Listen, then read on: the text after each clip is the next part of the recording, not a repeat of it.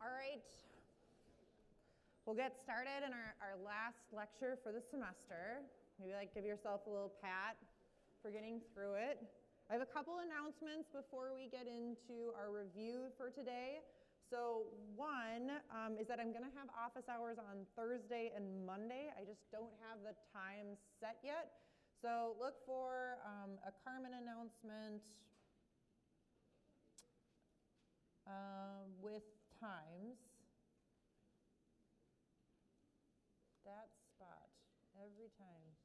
With times and location for office hours. But definitely, so I'm not going to have my regularly scheduled office hours tomorrow because we're done with the semester, but they will be on Thursday and then on Monday. So Thursday and Monday. Okay.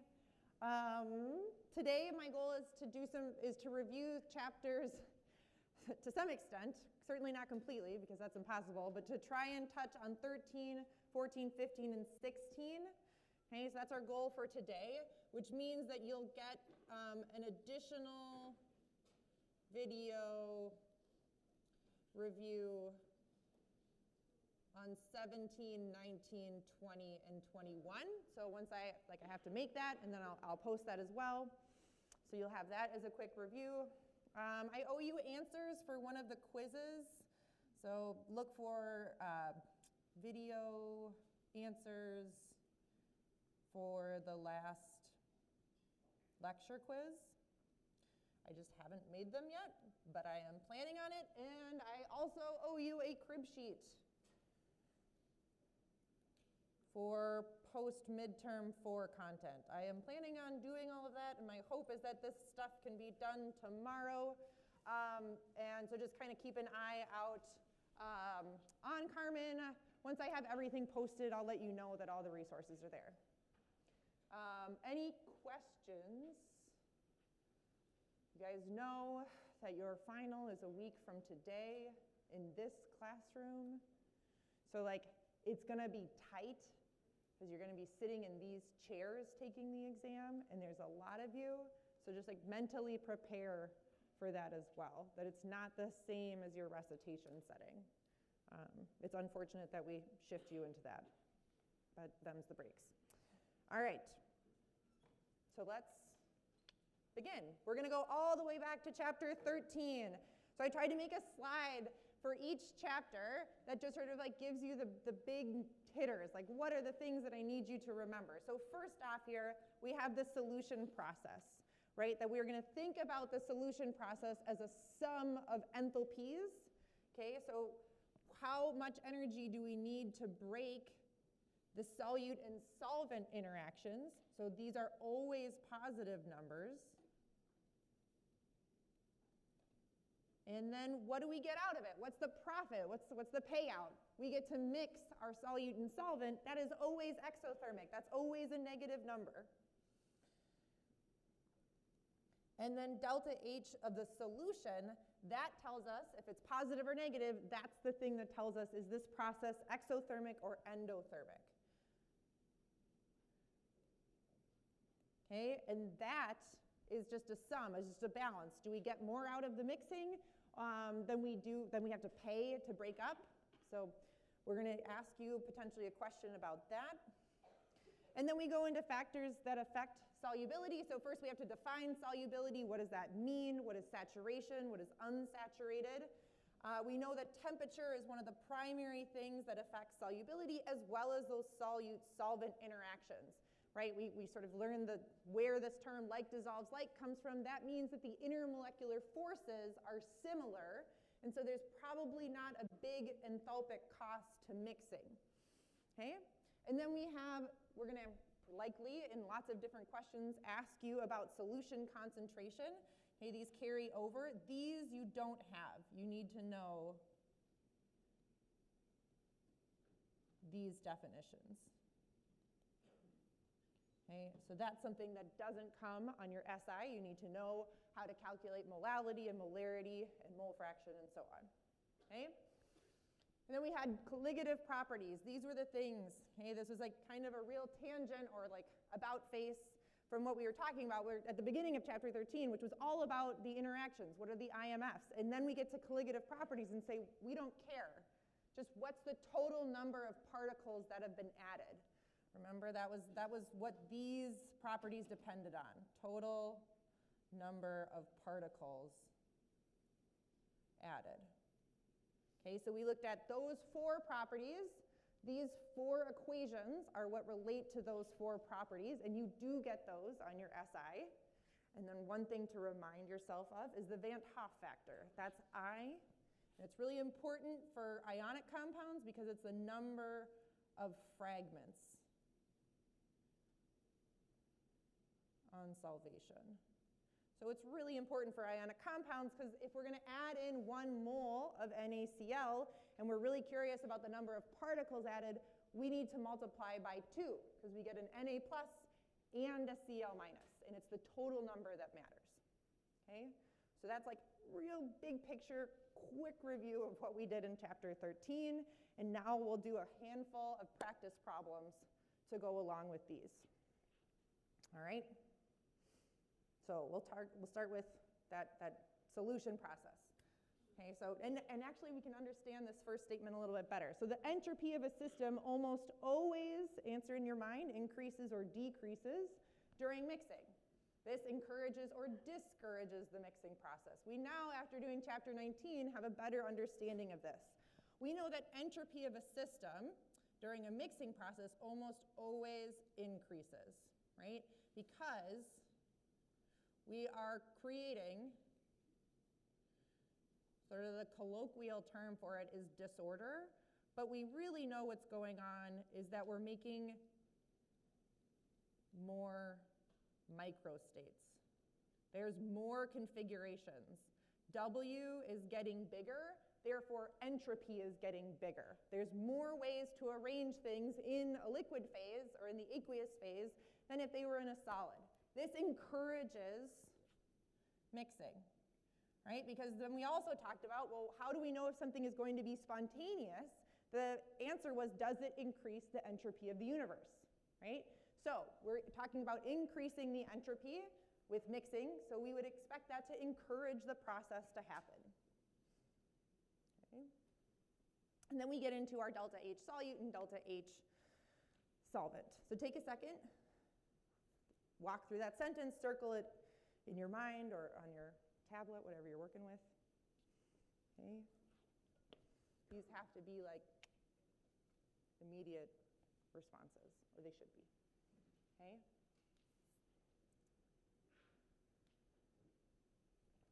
All right. I just said it on the previous slide, but in case it was just like, delta H solute and delta H solvent are always positive. This is our prediction or sort of our expectation of like, hey, we are taking solute molecules that were together like this and we're going to split them apart. Okay? We are breaking interactions that is always endothermic. That's positive. Okay? And we're doing the same thing for whatever our other molecule was, whatever our solvent was, right? We got to split them apart. Because in the next step, we're going to mix them. We're going to take A and B and we're going to bring them together. That's delta H mix. That should always be negative. Because now we are making interactions. So now I get to take these that are separated and bring them together. And that should lower my energy of the system. Maybe I'm making a strong dipole-dipole interaction. That drops the energy. Okay, that would be exothermic.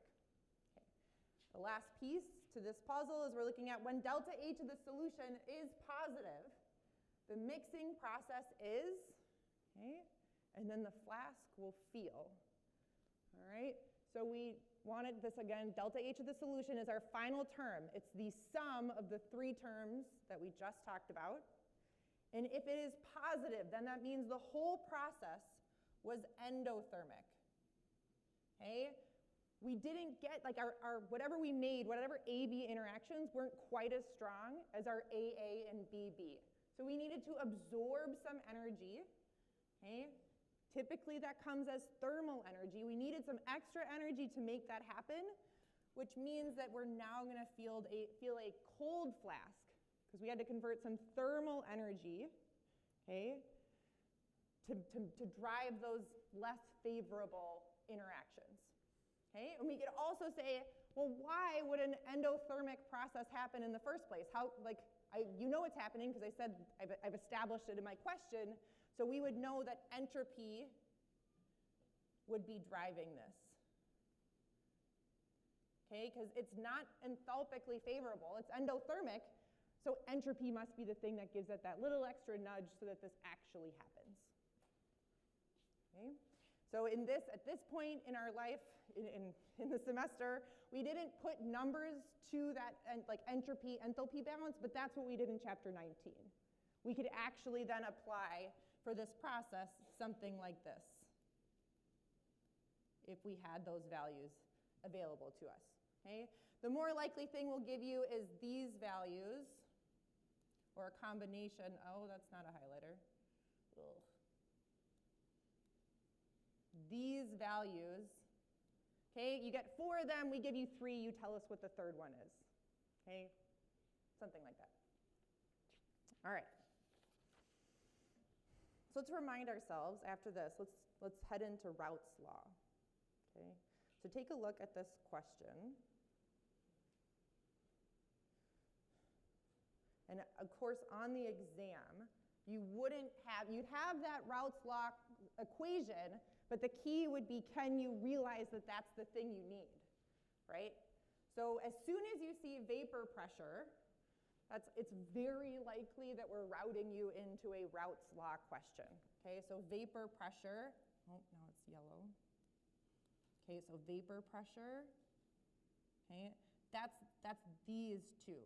This is the vapor pressure of the solution after we've added something to our pure solvent. So this is the vapor pressure of the pure solvent. Okay? That chi is our mole fraction of the solvent. It has to be between 0 and 1. Okay, some like 0.001, right? Some value, some decimal value, okay? Because it's essentially, it's fractional. And so that means that if we add in any solute, which would then drop the mole fraction, because if it was just pure solvent, then that chi is 1, okay? And we just have the vapor pressure of our pure solvent.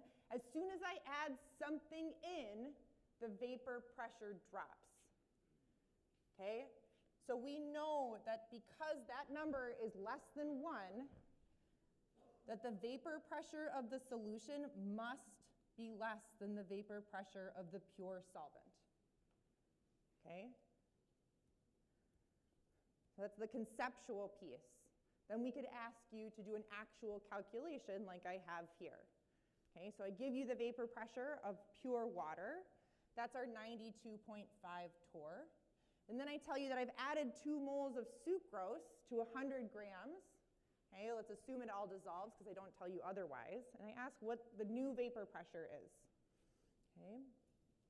So to calculate mole fraction, again, this is the mole fraction of the solvent, so that's water for us. We want the moles of water divided by the total moles. Okay, so the total moles will be our moles of water plus our moles of sucrose that we just added. So our first step is we need to get our 100 grams of water converted to moles. And that's 5.55 moles, so I'm going to put that up here.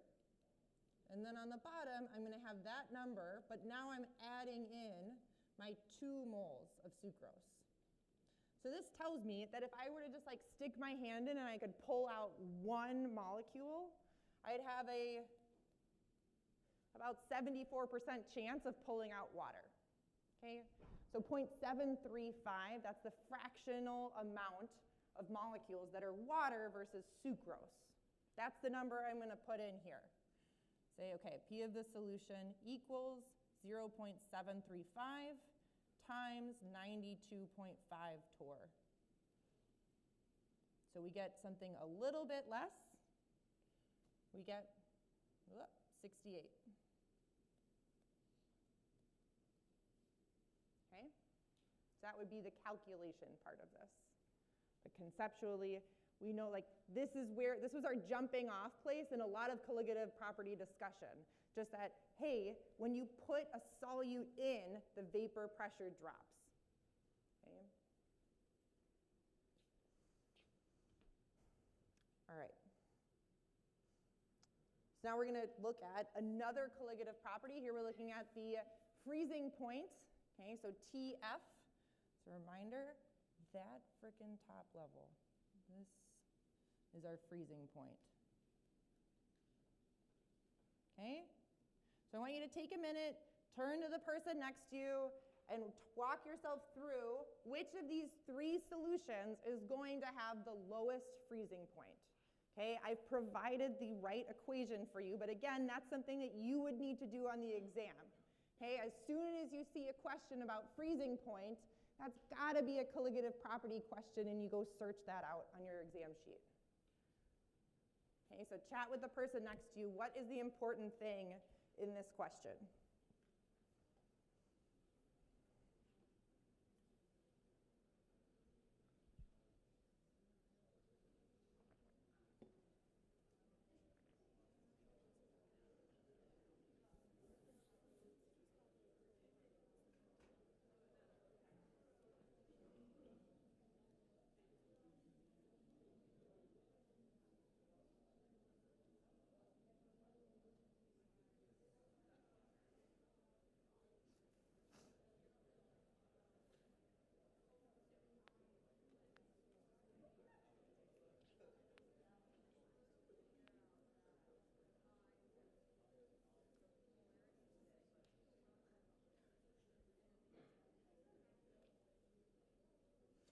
All right, I've added numbers up here for our options, and I've given you a fourth option. Is it 1, 2, 3, or 4? Which is going to have the lowest freezing point? Imagine it's a week from today. You might as well click a button. All right, good. So let me walk you through. We're looking at this here, right? We want our change in TF, in our freezing point, to be as big as possible, okay? So we need to think about I, KF, and M. And I've made this a very simple question in that all of them are aqueous solutions, okay? So that's one thing to pull out. They're all in water. That means KF is the same.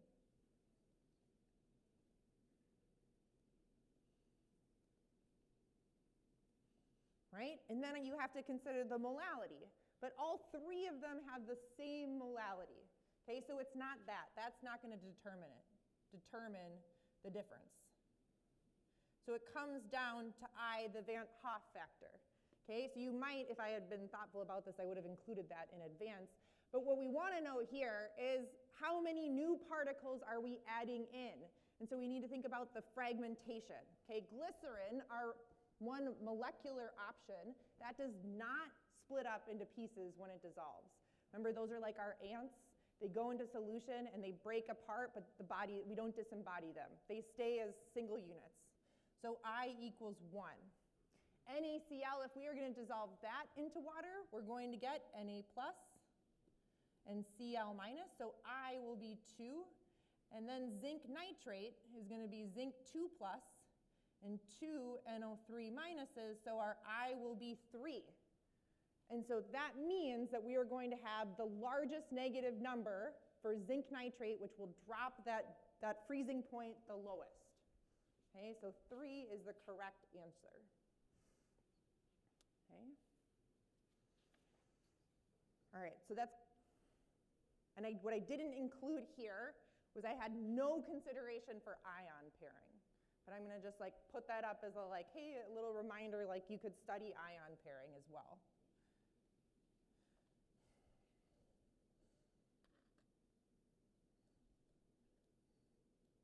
So just a reminder, ion pairing exists. So remember, that's like for high concentration solutions with very high charges. We might predict an I equals 3, but a lot of times these zinc 2 pluses and the NO3 minuses are coming back together. So in reality, I might be like 2.7, okay? So that would be a result of ion pairing, okay? So and sometimes we will give you a question like this and say, ignore ion pairing, in which case we are asking for the like ideal value of I, not to incorporate this like, hey, sometimes they come back together. All right, so now, charging forward. Let's talk about some solubility stuff. Okay, this is hopefully feels like a simple-ish question. The solubility of NaCl in water at 25 degrees Celsius is 35 grams per 100 mils of water. So I want to pull out a couple things here. Solubility, okay, depends on the solvent, okay, and the temperature, okay, those two things, and actually the amount of solvent. We have to be given, you can't just say that it's 35 grams, it is 35 grams of our solute over some amount, right? It's per an amount of solvent. Okay, so this is the point when we hit, solubility is when we hit equilibrium.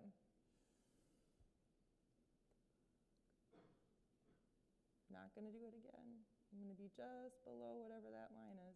All right, so if I put in 40 grams of NaCl into 100 mils and we're at that temperature, is it unsaturated or saturated? So just hold that in your mind, okay? It should be saturated. We've gone past the saturation point by 5 grams, okay? I can only dissolve 35 grams, so 35 grams per 100 mils. That's my max. That's the concentration, okay? So I'll have 5 grams of solid NaCl sitting at the bottom, okay? It doesn't matter how much I put in. Like if I into the next step here, if I add in another 20 grams, it is still saturated, and it is still 35 grams per 100 mil. The concentration has not changed. Okay, so now I'm still going to have the same amount of NaCl dissolved, but I'm just going to have a bigger pile of solid NaCl sitting at the bottom of my flask. Okay, I'll have 25 grams.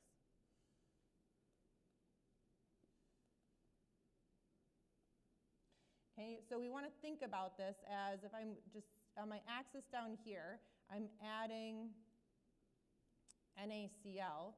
So up until 35 grams, we are unsaturated. Okay, I can still add in more salt until I reach 35 grams, and that is my like inversion point, where all of a sudden, that is the equilibrium. Okay, I don't see any solid forming yet, but anything more that I put in drops out, and we see some solid sitting at the bottom. Okay, so anywhere above that, that is saturated. Okay, so this is our equilibrium point.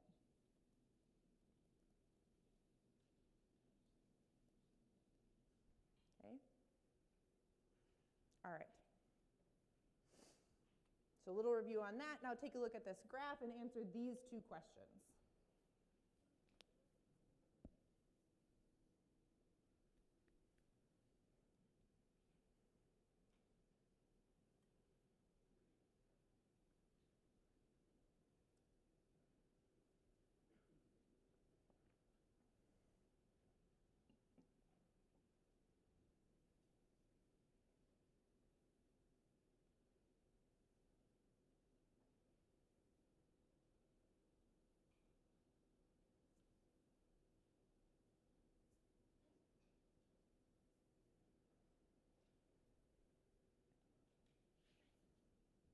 Okay, so you got to be careful here. One, you have to find the right line. So we're looking for KClO3, okay, and then we need the right temperature. So we're at 25 degrees. There's KClO3 down here. Okay, so here's 25. So this graph shows you that up until about 8 grams, it's unsaturated. Anything above that is saturated, and I shot right past it by adding in that 30 grams, okay? If I then, so this is definitely going to be a saturated solution, if I want to get all of that to dissolve, I could, of course, I could add more water, right? Or I could increase the temperature, right? So if I wanted to dissolve all of 30 grams, I would need to be at 70 degrees or above.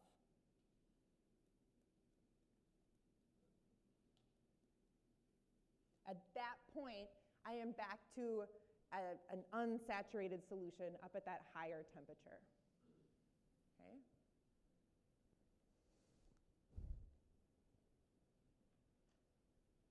So we're going to do some sneaky review here, okay? Because we did all of this in chapter 13. We just got these graphs and interpreted them without understanding or like delving into where these numbers came from.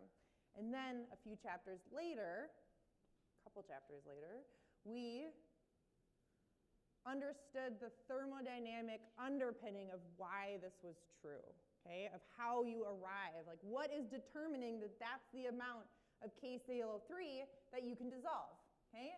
So we're gonna do some sneaky chapter 17, 19 review here. And I want you to try and calculate the standard delta G for the process, given delta H and S's, the standard delta H and S standard entropies for these two. And I'll just tell you first off that we are looking at this process. So we're thinking about KClO3 solid dissolving into, and I'm going to shorthand it so that it looks just like what I've given you. Okay, we're dissolving, now it's aqueous, which really means that this is K plus and KClO3 minus. Okay, but that's the reaction that we're looking at. Okay, we're taking it in solid, we're putting it into water, and some of it's dissolving. Okay, so remind yourself, how do you calculate delta G, the standard delta G, given these values for a process? Okay, so I want to, I'm making the pitch that all of this is connected. All right, and if you are struggling, turn to the person next to you, talk to them, get something down on your paper here. Especially because on the final, of course, it gets all jumbled.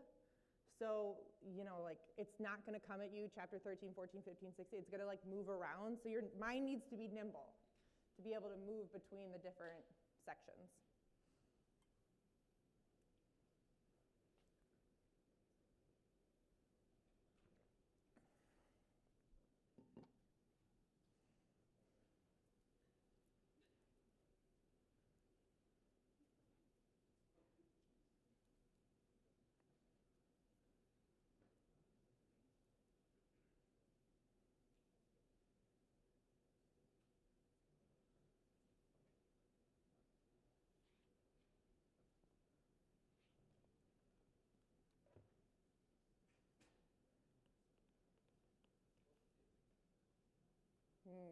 No, it should not be a big number. It should be like between 1 and 10.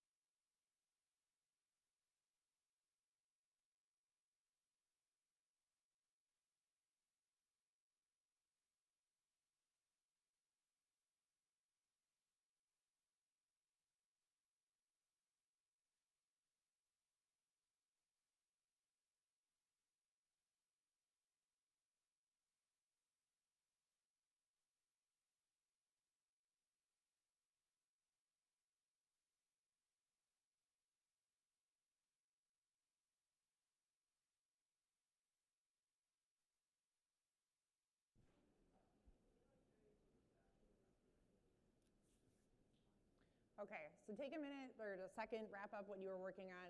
I'm hoping at the very least that you remember how standard delta G is related to H and S. It's my first goal, okay? And then we've got, this is like a really expansive question, which I love. Okay, so given these two for your reactants and products, we need these two values.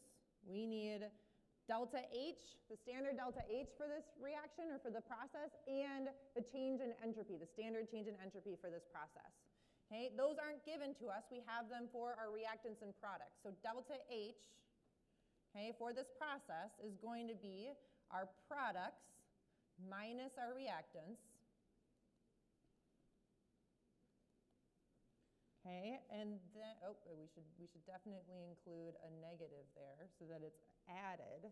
And so you wind up getting 41.7 kilojoules per mole. Okay, our change in entropy, which in advance you should have been able to predict what sign it would be. We are taking something in the solid phase and putting it into the aqueous phase. That should increase the entropy. Okay, so we'll have 265.7 minus 143.0. That is 122.7 joules per mole Kelvin. Okay, so those are my two values that I'm now going to plug in here, and I know that I'm doing this at 298. So delta G at standard conditions will be 41.7. Side note, this is an endothermic mixing process. Okay, so then we will have minus 298 Kelvin times, and then make sure you bring this to kilojoules. Kilojoules per mole Kelvin. And so my standard delta G for this process is 5.14. In other words, if I had 1 mole or 1 molar of K plus and ClO3 minus, and I put those into solution and I had some excess of the salt sitting there, okay, but I had 1 molar of each, I would not keep dissolving more. This forward process is not spontaneous at standard conditions. I would roll backwards, okay? I would go backwards. That would be the spontaneous process. So I'm not going to dissolve a full 1 molar of K plus and ClO3 minus. That's what that tells me, okay? We can then remind ourselves there is a connection between the standard delta G and a K. Any of the Ks, regardless if they're like the special named ones or not, but K equals E to the negative delta G, the standard delta G, divided by RT. Okay? So we can make this connection. As soon as I have that value, I have KSP. All right, so that's going to be E to the negative 5.14. That's in kilojoules, so I'm going to convert my R to kilojoules as well. So just make a note here that I'm working in kilojoules.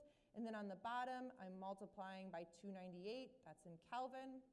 So I get a K value, a KSP, equal to 0.126. Okay? So there's my KSP value. We know that's not like sparingly soluble. Remember, we dealt with really, really insoluble salts where KSP was like 10 to the negative 13th. This is pretty soluble, okay? We can go back into the end of chapter 17 and we can calculate what is the mass solubility based on this KSP. So remember another way of writing this, we can write KSP equals, we have a value, and we know the variable expression, right? It equals K plus times ClO3 minus, those two concentrations, right? I'm wondering how much dissolves, how much of my KClO3 dissolves. Okay? We did this in kind of ice table style, but the shorthand was that we said this is x squared, because we're going to have equal amounts of K plus and ClO3 minus, right? Because we get one of each as this thing dissolves. Okay? So at equilibrium, x squared, which is our molar solubility, because right, we want to express that as molarity, equals 0.126. Okay? So x, our molar solubility, is just the square root of 0.126.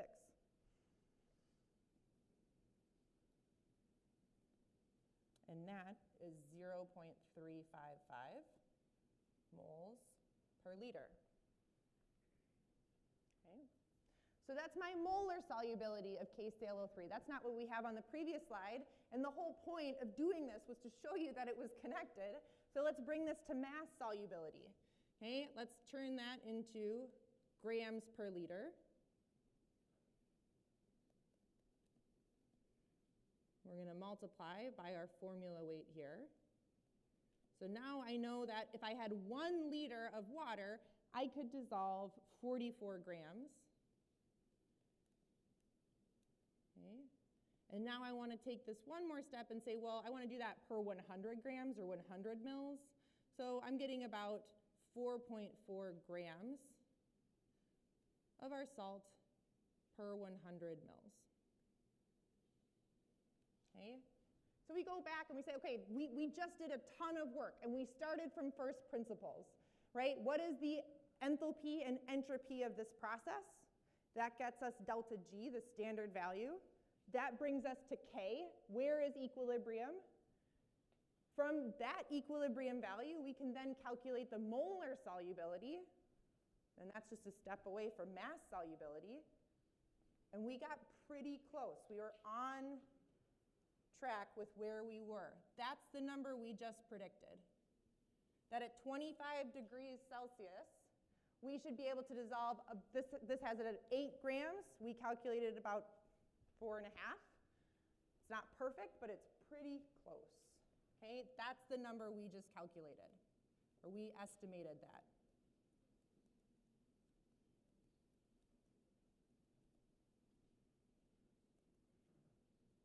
Okay, so all these numbers are connected to each other. They're not arbitrary. We do care about them. Did I make it, is everybody else getting these numbers? I feel like whenever I hear like little like side combos, it's usually because I've made a mistake. Are we all good? All right, fair enough. Okay, so that number means something. It comes from somewhere. Okay, all of these lines, we could go through and we could calculate it based on those values. Okay, they have meaning. End of pitch.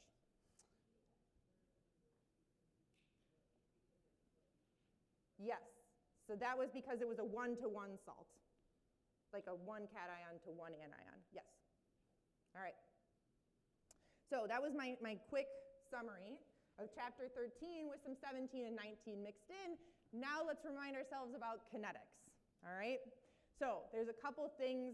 Here's my main topics. One, you need to know what factors impact kinetics. Remember, what makes things go faster or slower? Okay, the concentration, that's up here, temperature, the physical state, and then catalyst. Those were the 4 things that we identified. The physical state being like, well, if you're a solid and you're trying to get that to react, you really need like a solid.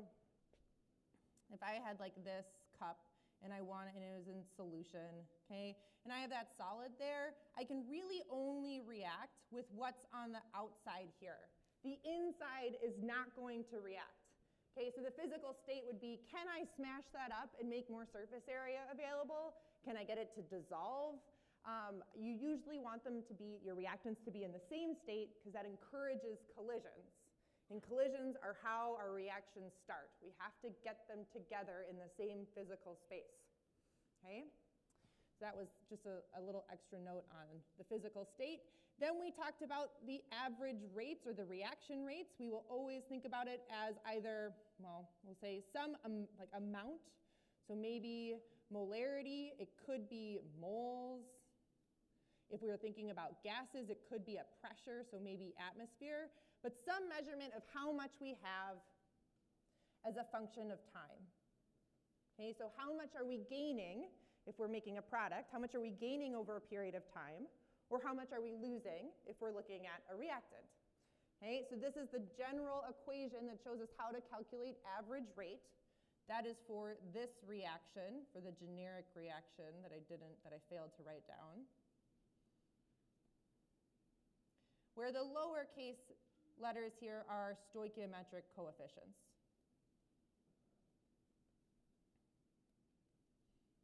Okay, so that was our introduction Okay, and then we went to differential rate laws.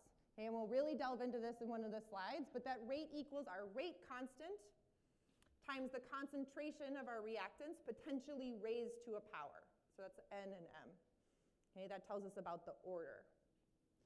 And then we said, well, the differential rate law is great and all, but really what I would like is to relate concentration to time. Okay, and that's what we use the integrated rate laws for. So these have time explicitly in them, so now I can track concentration with time, which is a primary goal of kinetics work. We'd like to know, how long will this insecticide last outside? How long should I be worried about going outside into that field? Well, now with an equation like this, I could calculate that. Okay, we looked at only 3 different orders for those integrated rate laws. Okay, for 0th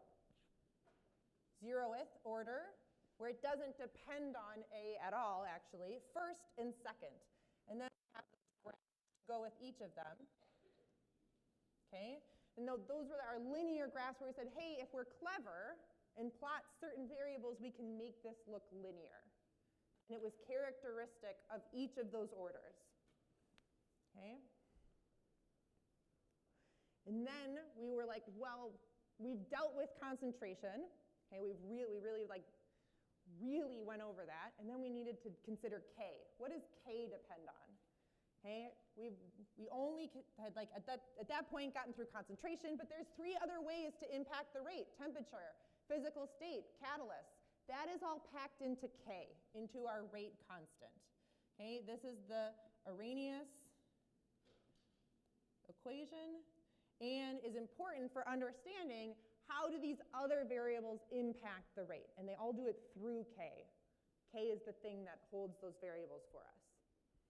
Okay, and then we were like, okay, fine, we have to also think about what are the steps to these processes happening, and what if it's multi-step? Okay, so what if we have 2 barriers? Okay, we have a slow step and a fast step. How do we write rate laws for something like this? Okay, that also forced us to introduce the concept of intermediates, that some things show up, okay, that we make them, but then they are immediately consumed. Okay, so that would be, here's our reactant, our product, and then at that place in between, that's our intermediate. Okay, and then lastly, we briefly discussed how do catalysts impact all of this, and they change the activation energy. All right, that's our 3-minute summary of chapter 14. So let's look at some of these practice problems. Okay, let's do an average rate question. So if the rate of loss of dinitrogen pentoxide is 0.004 molar per second, what is the rate of formation of nitrogen dioxide over that same time period, right? That would have to be assumed, that we're thinking about it over the same, because it's an average rate, we're going to look at it over the same time. You can use this. Okay, you can use that, what we've just given you. I don't understand why that's happening today. What we've given you is that it's the end of the semester. Like swearing during lecture is totally acceptable at this point, right? So that's what we have given you. I'm insane. I just keep doing the same thing again and expect different results. And we are asking you for this, okay? So you can plug the values in. We know what our coefficients are. We know what those average rates are. But what I like to do instead, I think, is more intuitive. I'm going to write out this rate as 0.004 molar per second, and that's of N2O5. That is specific to our dinitrogen pentoxide. But I don't want it in terms of dinitrogen pentoxide. I want it in terms of NO2. Okay, so I'm just going to use my stoichiometric coefficients and say I'd like to convert. I know that for every 2 moles of N2O5, I am going to make 4 moles of NO2. Okay, so I should double the speed. My rate should be twice as much, because every time I lose 2, I make 4. So the average rate of formation of NO2 would be 0.008 molar per second. Okay. And it's the same math, I just think that this is more intuitive than that rate equation, especially if you don't have to deal with the average rate. Okay. So this is when that becomes useful, is like, hey, if I give you the average rate and then you want to relate it back to one of the various species. But if we're just converting between two of them, I think that to me makes more sense. Okay. All right. So that's a quick question. And the math is not hard, so I hope it is one you get right. I'm hoping for that. All right, now, you will almost undoubtedly also get a question like this, the initial rate method. Okay, we need to figure out what these values are. What's K, what's M, what's N? How does our reaction depend on those? And we cannot surmise this. You cannot look at the reaction and say what it is. Like you can't know M and N without doing this work. It is experimental only. This is why you get a set of data like this. So take a minute, remind yourself, how would you go about this? How do you determine M and N? And then once you get those, you can calculate K.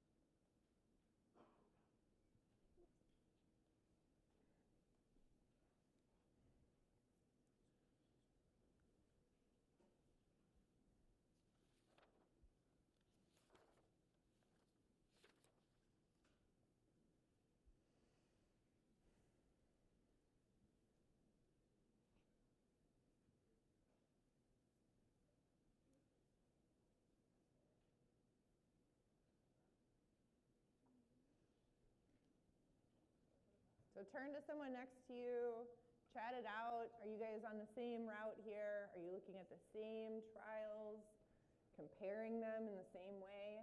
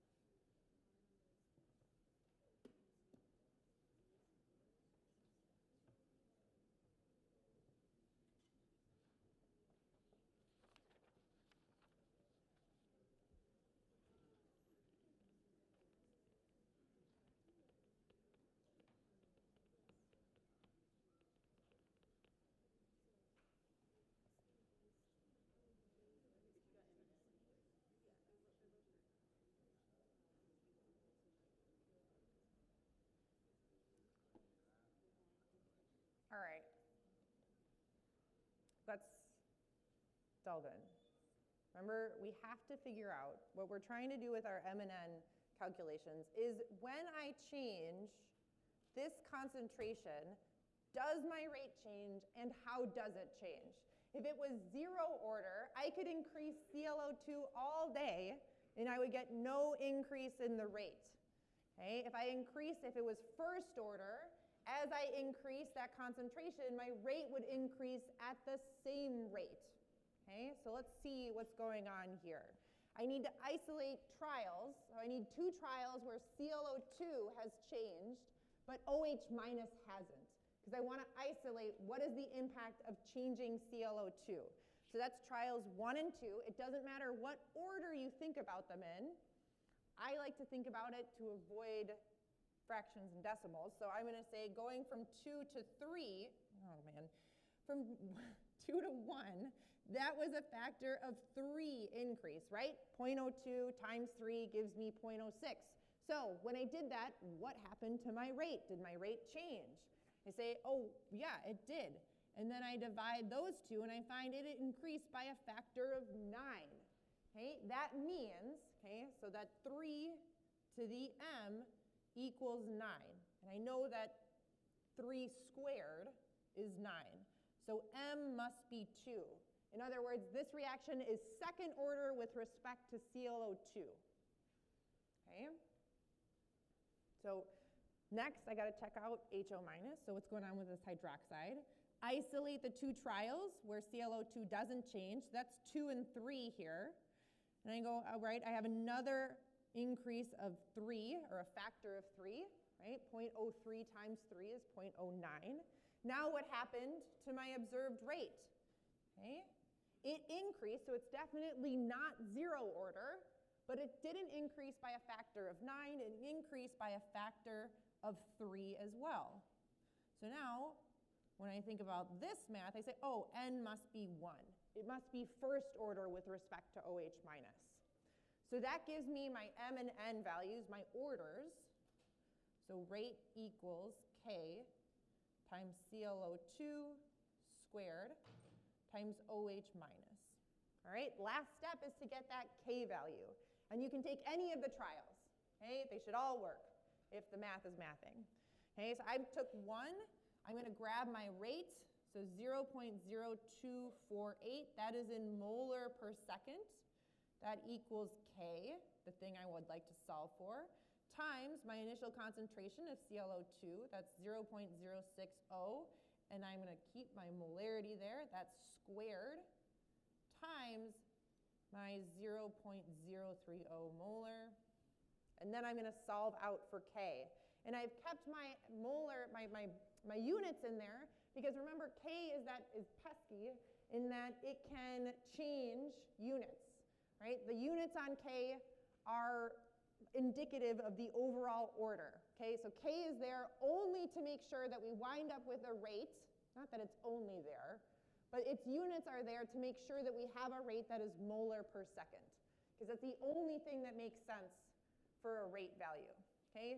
So here we're going to wind up with a K equal to 230 about, and that's 1 over molar squared seconds. Okay? Again, so if once that, and that there is indicative of a third order reaction. Okay? Remember that if we want the overall order, we sum or we add m and n together. So this is overall third order, right? And that jives with those units on K.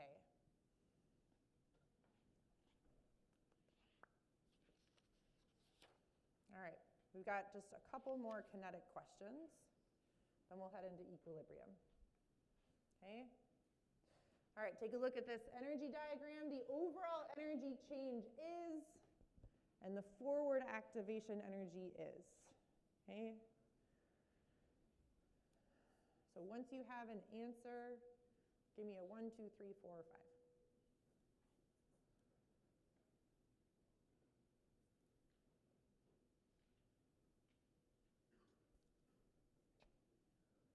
All right.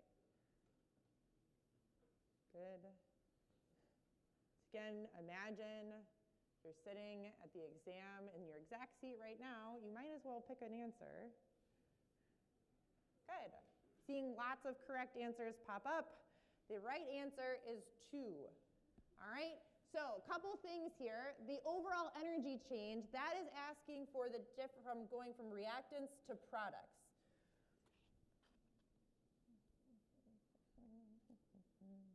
Why did it do that?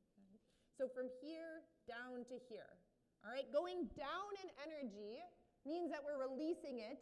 And that, by definition, is exothermic. This has to be a negative number.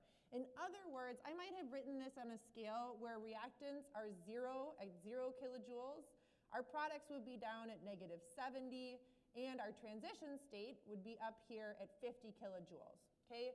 So this is exothermic, which means that I'd have a negative value for my overall energy change. It's -70. And to go forward, I need to make it over a 50 kilojoule barrier. That's my activation energy. Okay? If I were, just to like muddy the water, if I had to go backwards here, okay, then I would have it'd be endothermic, so it'd be 70 kilojoules. And then I would have a 120 kilojoule activation energy to get over. So it'd be harder to go backwards.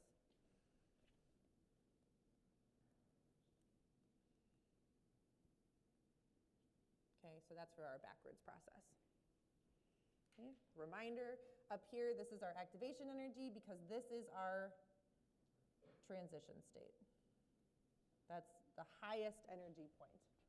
Okay. All right. So I wanted to write out how all of these kinetic variables are related to each other. I was going to come up with a question, but I'm going to try something new here. So we're going to think about rate. We're making a tree. Okay, the rate of our reaction. How fast or how slow is it going to go? I'm going to split it out. Okay, it depends on K, and it depends on the concentration.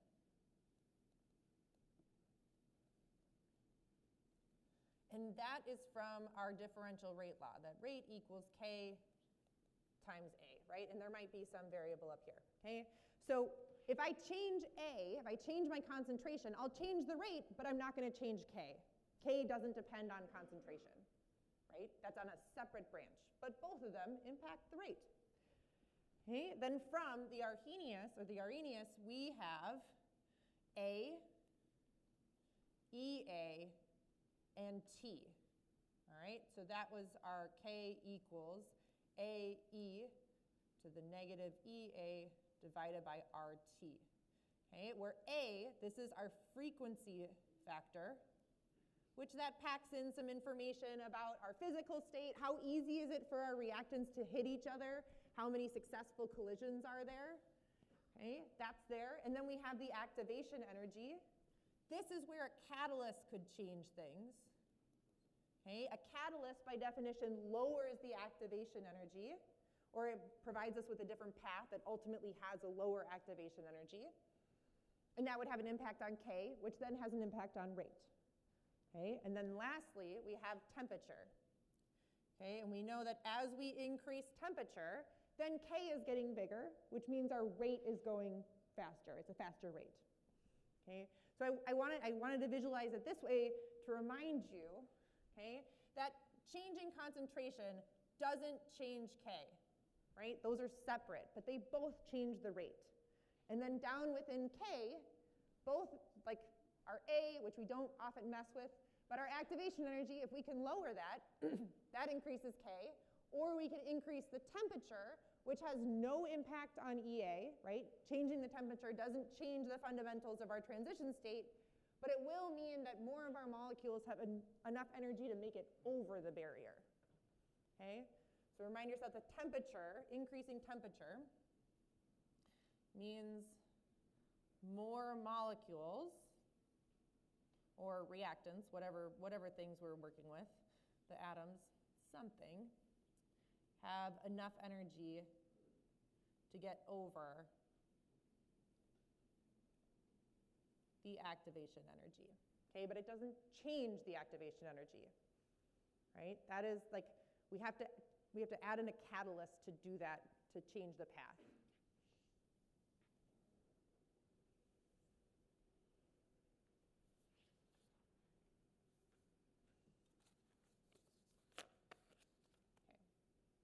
So hopefully, like this is the graphic or the image I want in your mind when you get questions that like, hey, what will happen to the rate constant as we change the temperature, add a catalyst, increase concentration?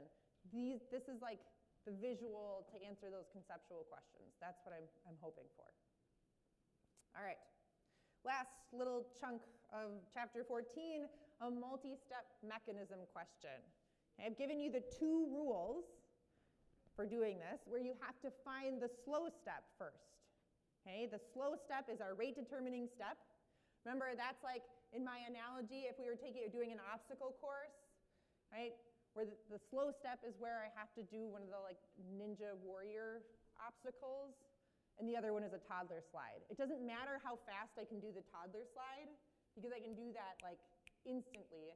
How long it takes me to get through the obstacle course will depend on how long my training takes to get me through the ninja warrior obstacle, okay?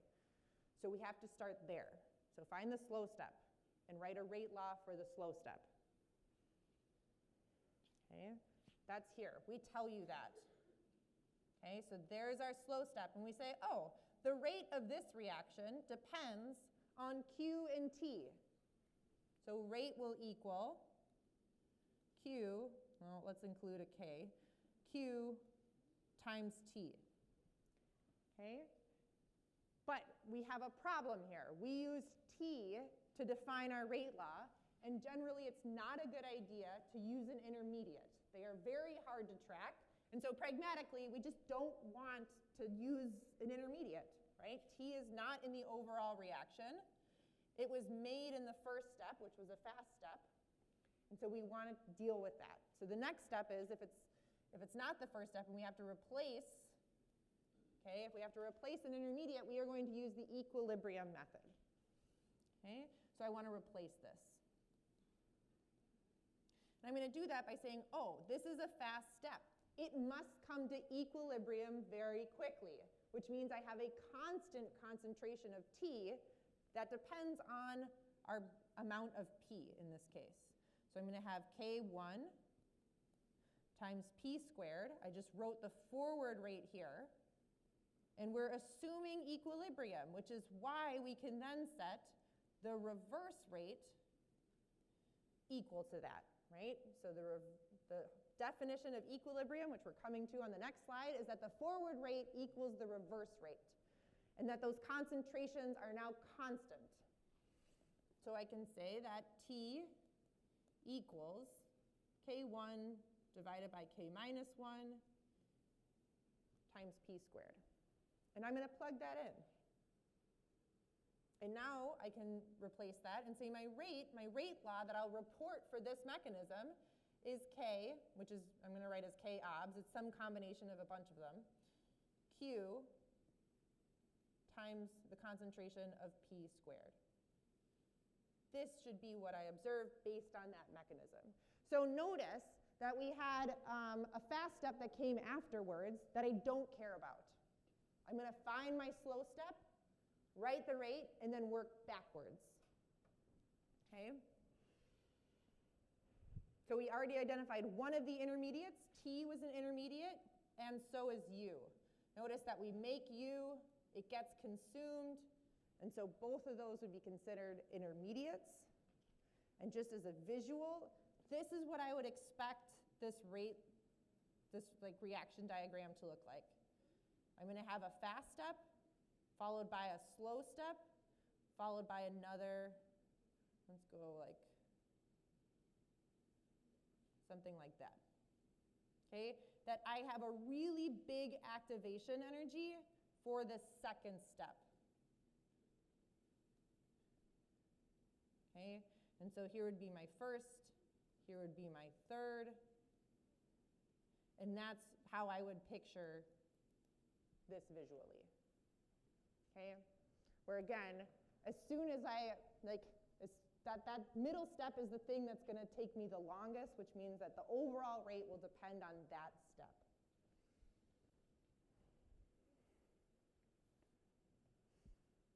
All right, we got a little bit of time to look at chapter 15, and then we'll save the rest for those asynchronous videos. All right, but we've actually already touched on chapter 15 right here, that if we let the system equilibrate or sit for long enough, it will find this place of constant concentrations, okay? That is equilibrium, where our forward rate equals the reverse rate, which means, okay, notice that at this point, our concentrations are not changing.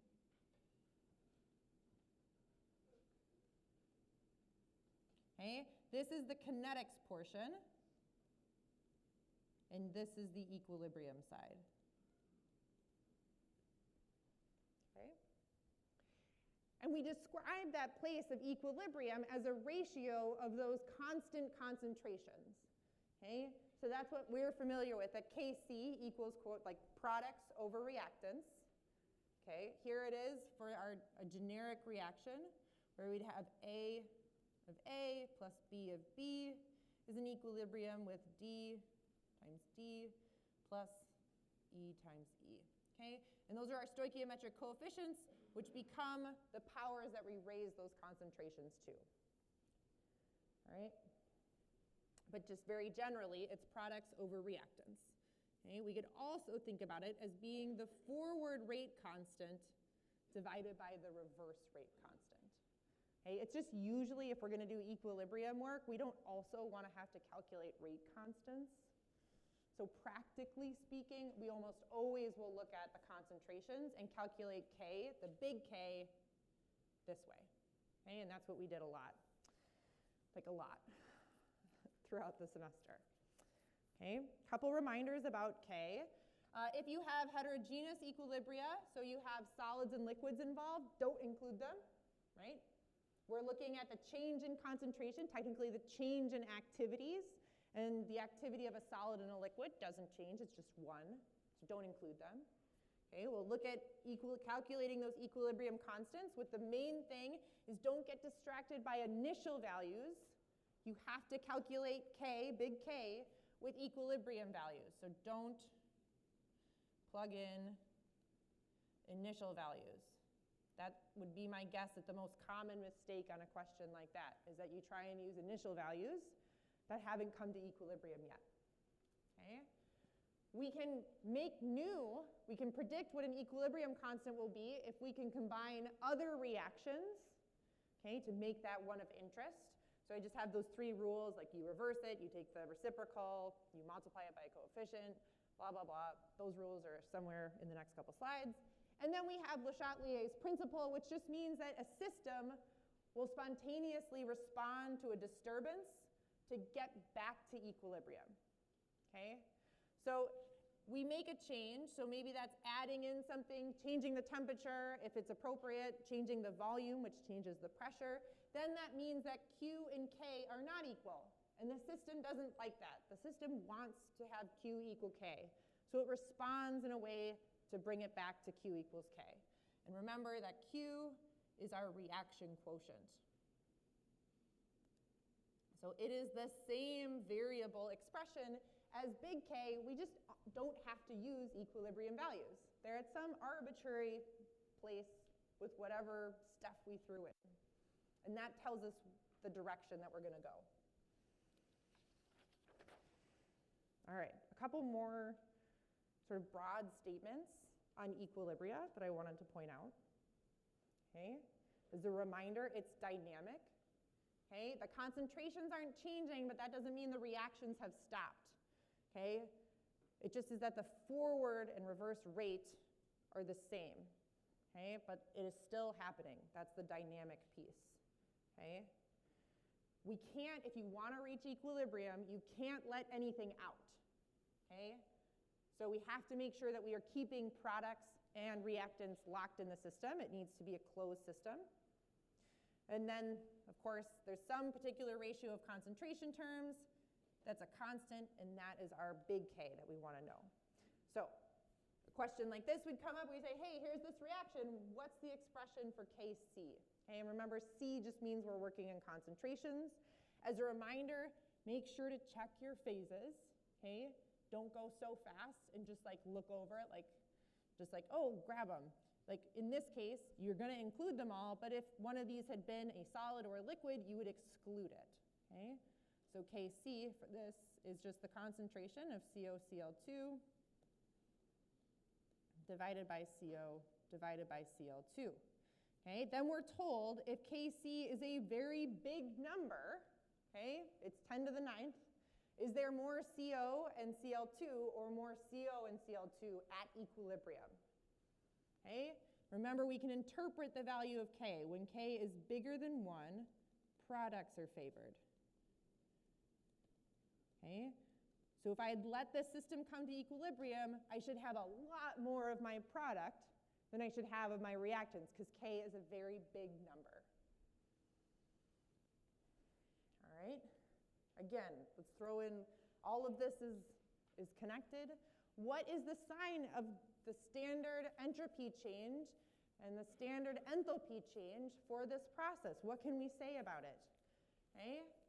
So, give me a thumbs up is for positive and a thumbs down for negative. What is the sign of delta S? Good. We're taking two things in the gas phase and we're combining them. We have fewer particles. That is always going to be associated with a decrease in entropy. So my entropy change should be negative, all right? We can then, since I know that products are favored, okay, products are favored at equilibrium, that must mean that enthalpy is negative. It's got to be an exothermic process. If I'm ever going to favor, if delta G is ever going to be a negative value, I need this to be negative. Because remember, we're working with this equation. Okay, we just decided that this is negative for the process, so this term is positive, but I know that at some temperature I have a lot more product than reactants, so this better be negative. Okay? And we are, in fact, we're making a bond, and bond making is usually going to be exothermic, so we can surmise that that's negative, and we can say that this is going to be spontaneous. That value is going to be negative at low temperatures, because I want this term to be less negative than that term. So if I turn up the temperature really high, I'm making my positive term bigger and bigger and bigger. At some point, I would overtake my negative value, and then that would be a positive. Okay? So again, in chapter 15, we could have been incorporating our chapter 19 content. We just hadn't done it yet. Okay? All right. So let's look at those rules again. Okay? So if we have an equilibrium constant of a reaction and we reverse it, okay? I should have taken the time to make this not so wordy, but basically, reverse, we're going to take 1 over K. Okay? You flip it, you take 1 over the equilibrium constant. Okay? If we multiply by a coefficient, okay, so we're just coming through and we're multiplying by a coefficient, then we're going to take K and raise it to that power. Okay? So if we multiplied by n, now I'm going to have K to the n. All right? And then lastly, the other thing we might want to do is add two reactions together. When we add two reactions together, we multiply their K values. Okay? So K will be equal to K1 times K2 for whatever our new thing is that we're doing. Okay? Those are the 3 rules you need to know about manipulating reactions and what happens to their K values. You will then get a question like this, okay, where we give you the K values for 2 reactions. Okay? We know these 2, and we're curious, what is the K value for this reaction? Right? And we have to apply those rules. So it's like a fun puzzle that you get on your exam, right? Where we need to figure out how do those 2 reactions, how can we combine them to make the one we're interested in? So the first thing I notice, okay, is that HF is on the reactant side in the final reaction, but it's multiplied by 2. So I better multiply that first reaction by 2. Okay, so I'm going to take 2HF, 2H plus 2F minus. And we just learned if I multiply through by a coefficient, I should then raise my K to that value. So this is going to be KC1 squared. All right? And then I say, what do I need to do with this next thing, with this oxalate anion? Here it is on the reactant side, but in this reaction, as presented, it's a product. So I'm going to want to flip it, because I need to have that on the reactant side. So I'm going to have 2H plus C2O4 2 minus goes to H2C2O4. Okay? And then since I flipped it, now this has an equilibrium constant of 1 over Kc2. And then lastly, I need to add them together, right? That's going to get me the final thing that I want. My H pluses drop out, and I'm going to get the reaction that I'm interested in. 2HF plus C2O4 2 minus goes to 2F minus plus H2C2O4. And now I will have a new equilibrium constant, which is Kc1 squared, and then divided by Kc2. Okay, because I'm going to multiply those two new equilibrium values together. And then I plug the numbers in, and I got 0.122.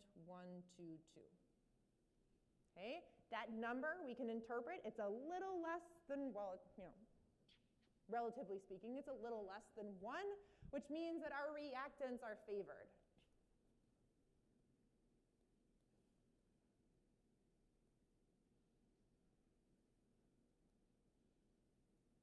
Okay, and so this is like big scale. Maybe you're interested in doing a reaction that's never been done before. You're interested in knowing what is the equilibrium value. Will I make product or will I make reactant? You can take old reactions that are well studied and come up with a new value. Okay? Again, that's practical for a chemist. All right, we'll do one practicing K problem, and then we'll spend a lot of time tomorrow making videos for you. All right. So we're going to practice calculating Kc. This is where you need to really tune in to what information are we giving you. Okay? So a reaction vessel containing, we've got a little bit of H2 and a little bit of I2, and we heat it to 448 degrees Celsius. What is the equilibrium constant if the equilibrium concentration of HI is 1.87 times 10 to the negative third? Okay, so what have I gotten here? These are initial concentrations. They are not equilibrium. I cannot use them to calculate Kc. I have one equilibrium value, which is enough. Okay, if I'm going to calculate Kc, I need the equilibrium concentration of HI. I'm going to square that and then divide by the concentrations of my reactants. Okay? I know that top value. That's what we were given. I don't know the bottom values, but I can figure them out. Okay? So an I and an E, you all know what's coming. It's an ice table. Yay. We made it to ice tables in the review. All right, so I'm going to plug in my initial values, 0.001, 0.002, and 0. We don't get any information about having HI in there, and so I'm just going to assume that we don't have any. Okay? As this progresses, I need to make some HI, and I'm going to consume some of my reactants. Okay? Don't drop that coefficient. Every time I lose H2 and I2, I make 2 HIs. That is important to have there. So we know at equilibrium, I'm going to have 0.001 minus X, 0.002 minus X, and I know I can plug in a value. I know what this is. It's 0.00187. Okay? So this is where I can now calculate what X is. Okay? 2X equals 0.00187. X must be 9.35 times 10 to the negative fourth. That number can then be plugged in to those two equilibrium expressions. And now we have equilibrium values for everything. And